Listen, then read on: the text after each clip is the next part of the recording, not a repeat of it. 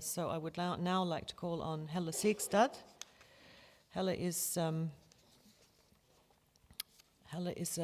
master in biology, and she is the department manager at the Department of Fish and Shrimp in the Nature Institution of Greenland, Grönland's Naturinstitut.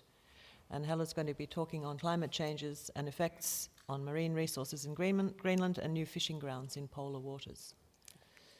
Thank you. In Greenland, we have the mother of the sea. She lives on the bottom of the ocean, and when people behave badly, she kept the animals, fish and marine mammals, away from the people. And then you have to have a shaman. That was in the good old days. He went out to the bottom of the ocean, combed her hair. She was pleased. She released the animal. I guess today we have to send politicians down there from time to time.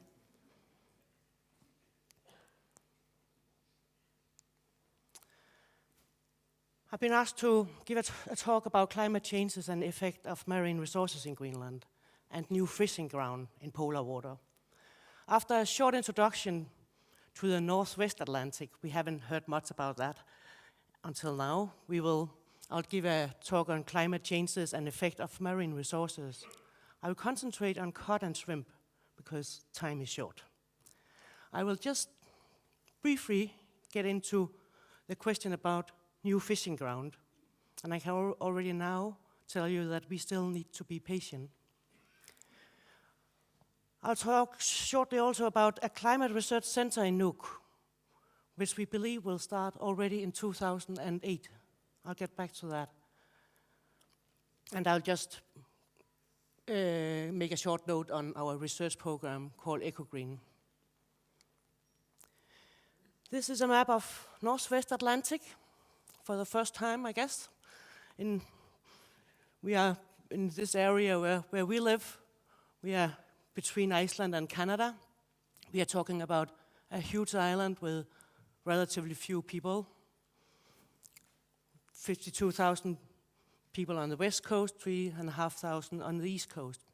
Probably very much compared to Faroe Island in many ways. If we scale Europe on top of this in the same scaling, we are talking about the area going from Gibraltar up to Bergen. It is a huge area, and we have a lot of ocean around us. Our economy is based on shrimp resources. I just want to show you this because we are really talking about very few species. At this time, we are talking about in 2006, our export product was mainly conducted by shrimp and Greenland halibut, small numbers of cod, and then some other things, almost exclusive for shrimp resources. We also exploit other stocks. We are talking about seabirds, hundreds of thousands of them, eider, narwhals, white whales, other whales as well, seals. This is not new data, but it shows you that we are exploiting again in the marine part of the ecosystem. We do have some small terrestrial, and that is some caribou and things like that, but it doesn't really matter. It's important, of course, because this is food also, and if you don't have this part of the food we eat, we need to import even more, because we have no other possibility. So we are indeed dependent on the ocean. We have seen a picture like this before. We are talking about, let's see if this works. We are talking about the Gulf Stream coming up to Iceland. It's meeting a very cold stream coming from the north. And they are mixing here around Cape Farewell, going up of West Greenland. And exactly in this area, we have a long time series of ocean climate data that we believe is an indicator of how the climate has changed during the last 50 years. The fishery, very short here, is we started out with went from hunting society, hunting seals, into cod fishery, and now today we have a shrimp fishery with very modern fleet. Rasmussen showed this figure yesterday, where you can see the changes in the Atlantic cod, we actually went up to 500,000 tons of cod. And it disappeared, and we have, during the last 20 years, there's been almost no cod in the area. In the same time, the shrimp has increased.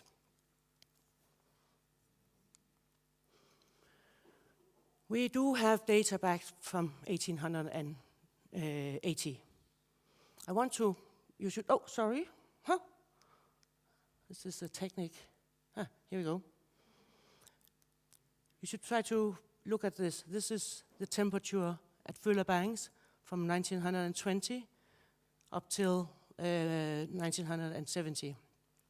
We have a high temperature compared to the rest of the time series.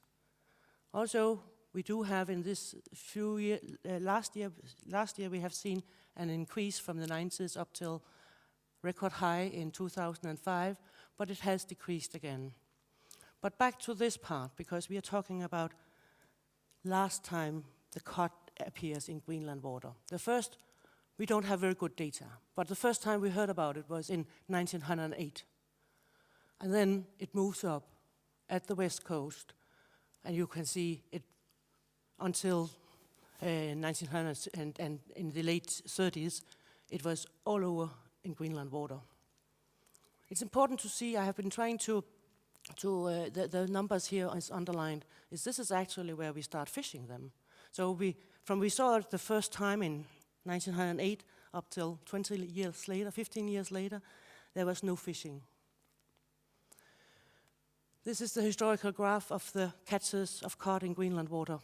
We started out here in the 1920, went up to 100,000 tons, and then we went up to 500,000 tons.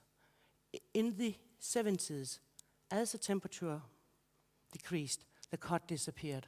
And then there was only, except for some small year classes coming in, there has been almost no fishery in recent years.